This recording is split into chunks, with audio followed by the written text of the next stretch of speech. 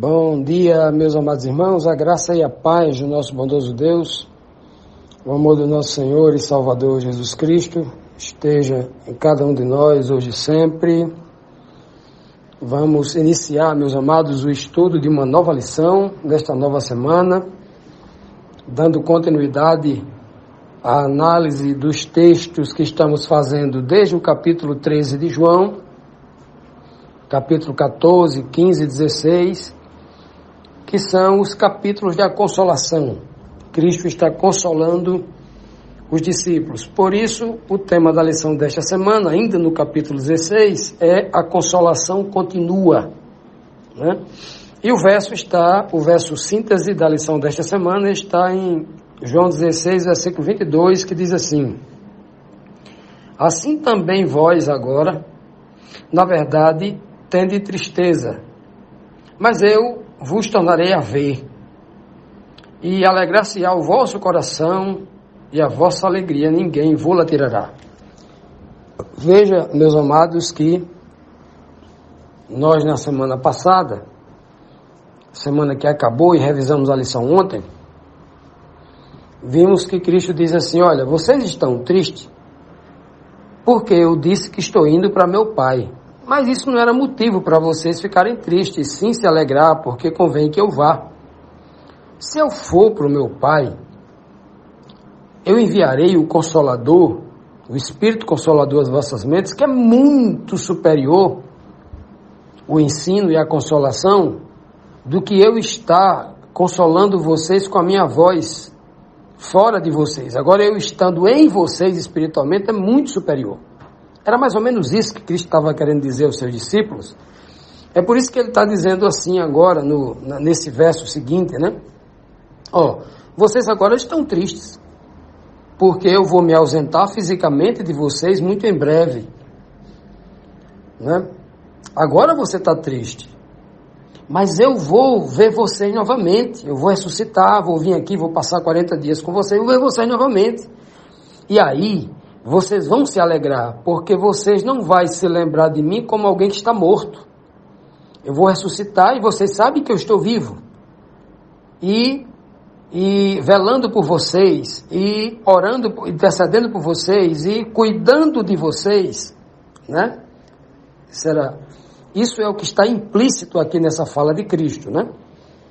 Então, e aí vocês vão se alegrar, o vosso coração vai se alegrar verdadeiramente. Ora, e eu digo que esta alegria não é a alegria dos homens, que é uma alegria passageira, que você está alegre agora, e daqui a 10 minutos você recebe uma notícia triste, e aquela alegria é arrebatada, aquela alegria é tomada de vocês. Não. A alegria que eu estou falando aqui, ela jamais será tirada de vocês para sempre. É uma alegria, é um refrigério, é algo tão especial, tão impressionante, que vocês estando numa situação de aflição, de perseguição, de sofrimento, ela ainda estará dentro de vocês. É dessa alegria plena que Cristo está falando aqui, e a vossa alegria ninguém pode tirar de vocês. Que coisa linda, né? É uma alegria eterna. Tudo isso seria dado a partir do momento em que Cristo fosse ressuscitado, né? Passasse aqui 40 dias naquele estágio maravilhoso ali com os discípulos, ensinando muita coisa, relembrando a eles muito do que ele havia ensinado, né? Preparando ainda de uma forma mais objetiva, de uma forma mais intensa, para que eles recebessem ali no 50º dia após a ressurreição de Cristo, né? 10 dias depois da sua ascensão aos céus, eles recebessem ali o batismo e o selamento com o Espírito Santo, para que então eles começassem a sentir essa alegria eterna, essa alegria que o Senhor daria a eles com o batismo com o Espírito Santo, uma alegria que era deles, ninguém poderia tirar.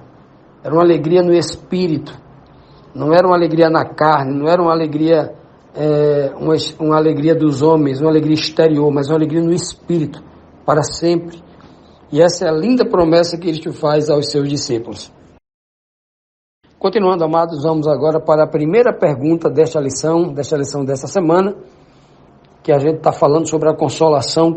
Cristo continua consolando os seus discípulos, né? Preparando eles para uma situação difícil, como Deus sempre faz. O Senhor nunca abandonou Jesus Cristo.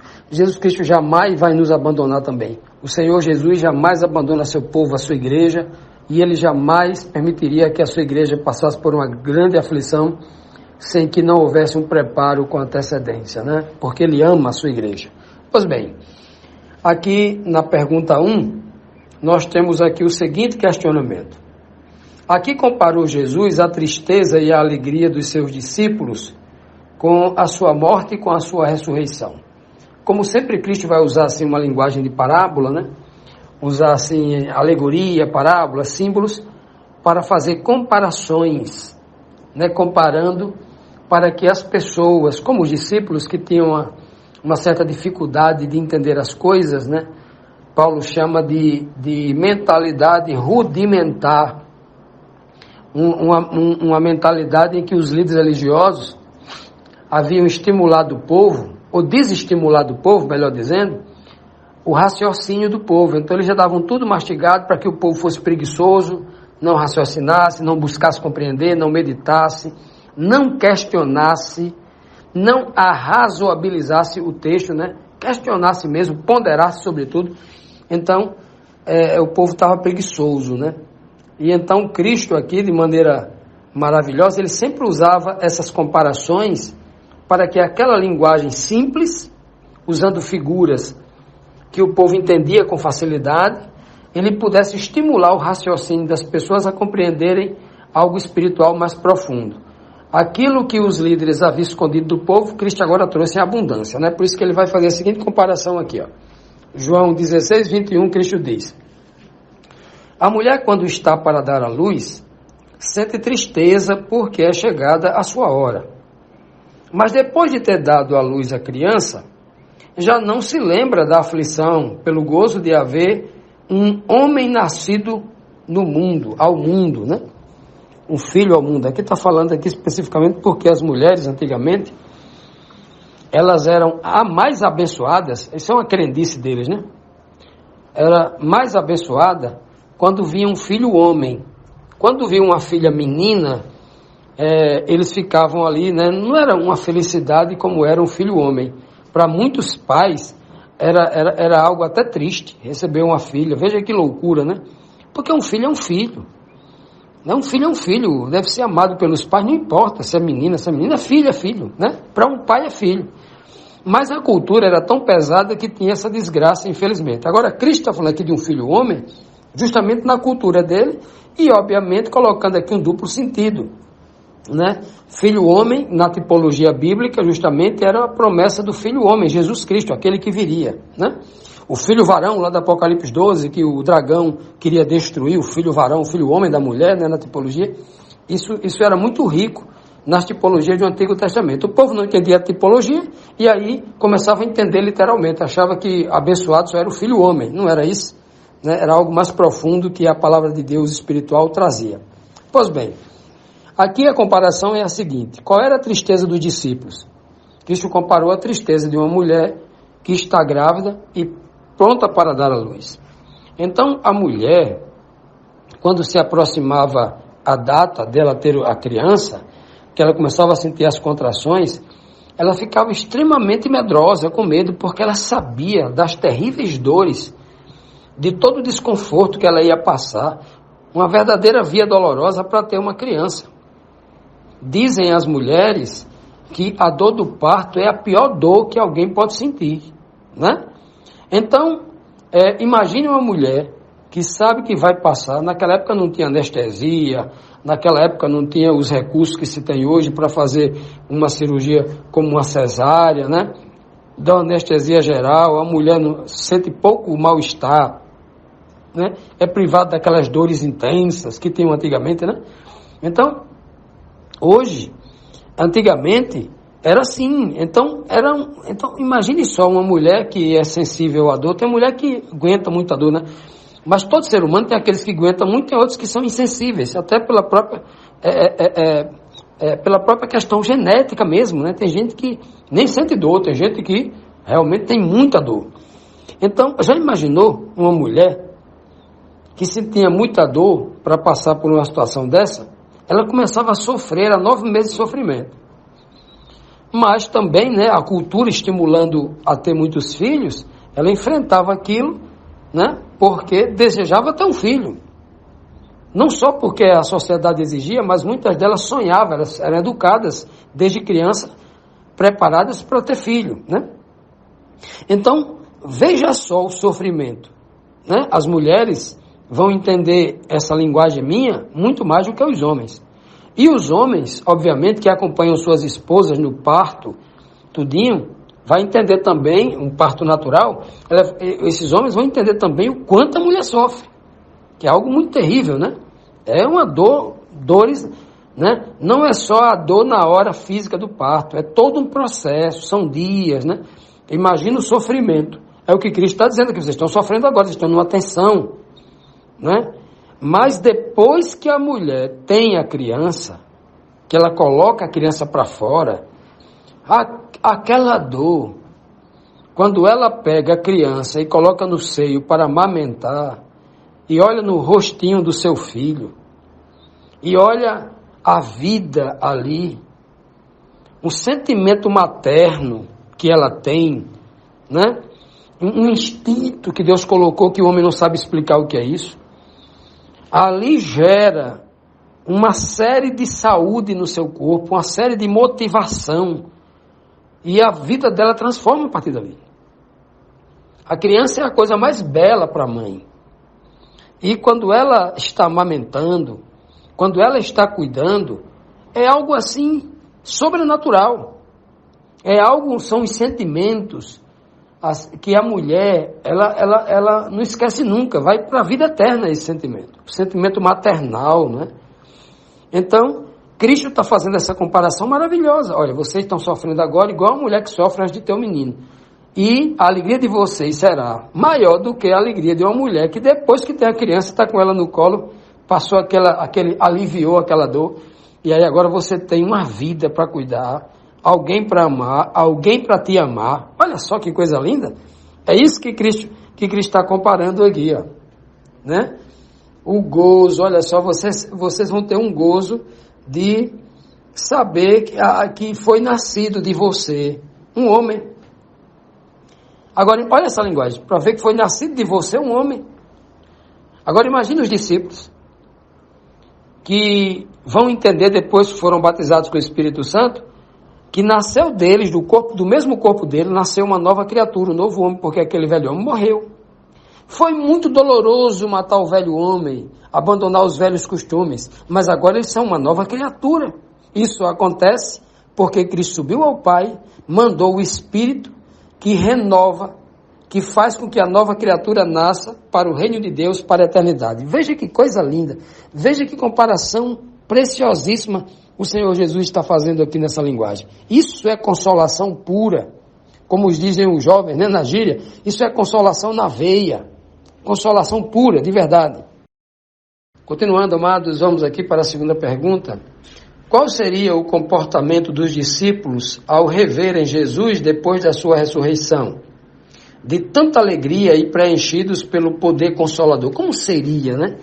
O Senhor Jesus já vai aqui, dar aqui, usando aquela linguagem comparativa, fazendo a comparação, né? Mulher que está grávida, com dores, com tristeza e tal.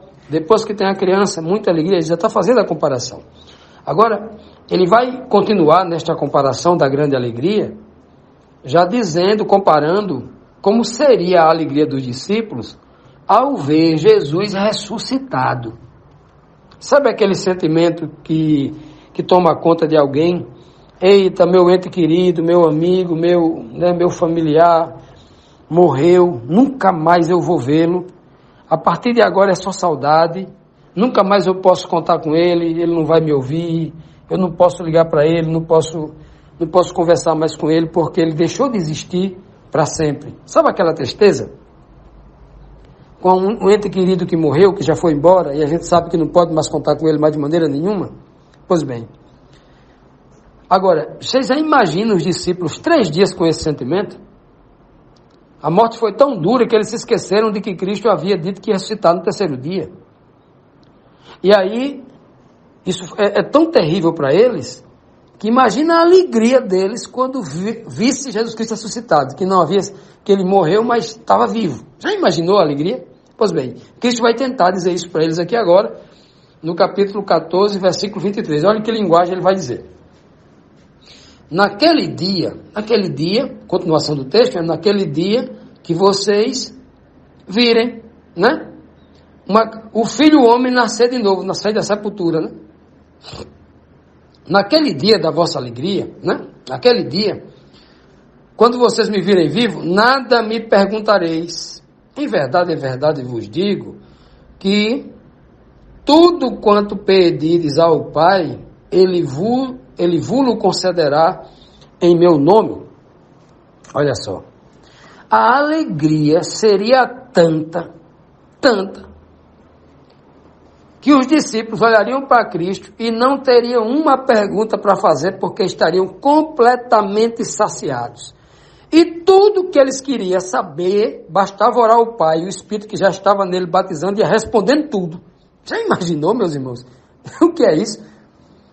O que é que um discípulo, que um aluno faz com seu mestre? Olha, não tem outra coisa a não ser perguntar. É o tempo todo perguntando, porque quer aprender. É assim que todo discípulo faz com o seu mestre. Agora, já imaginou? Você sem o seu mestre, durante 3 dias, e você vê-lo, né? E não ter nada para perguntar, porque já está plenamente saciado. É uma alegria muito grande. Porque o Espírito do seu mestre já está agora na sua mente, lhe ensinando tudo.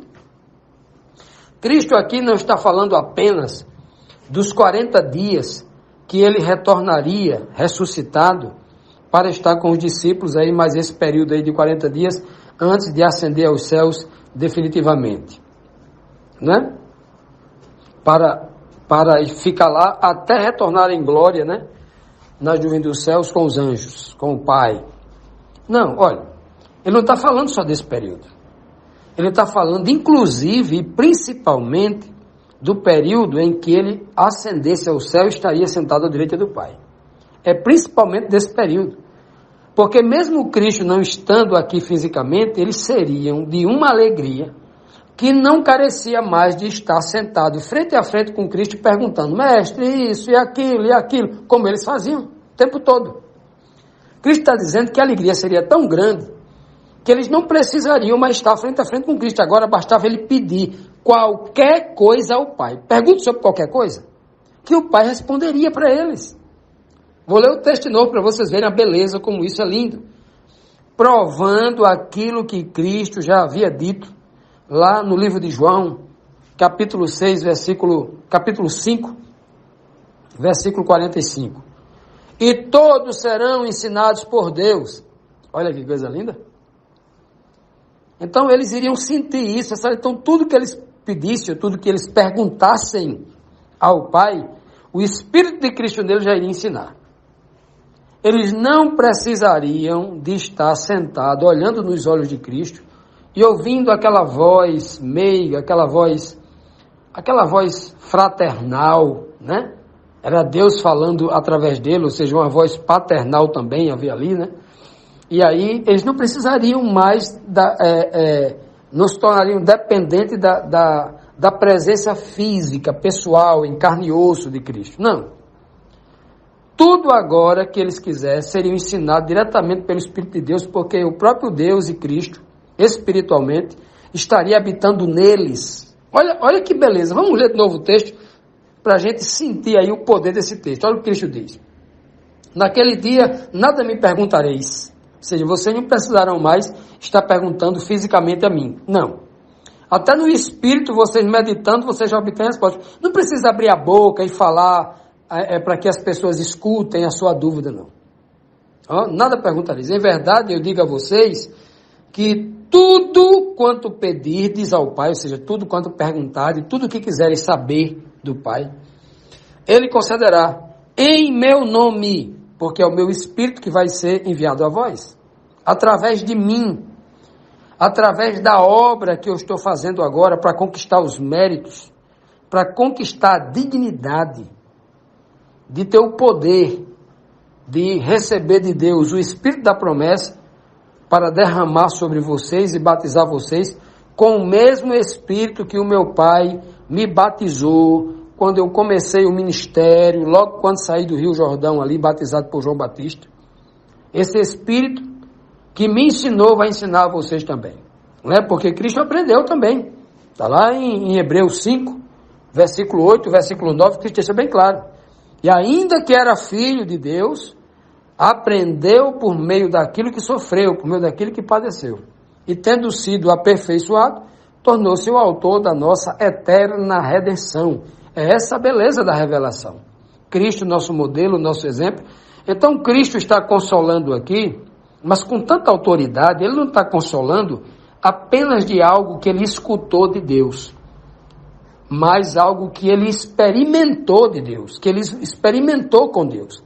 Então, tudo que Ele está dizendo, após Ele ser batizado com o Espírito Santo lá no Pentecostes, lá no Jordão, então quando Cristo está dizendo, depois que vocês forem batizados, como eu fui batizado lá no Jordão, quando vocês sentirem o poder desse Espírito, vocês vão ver a transformação em vocês.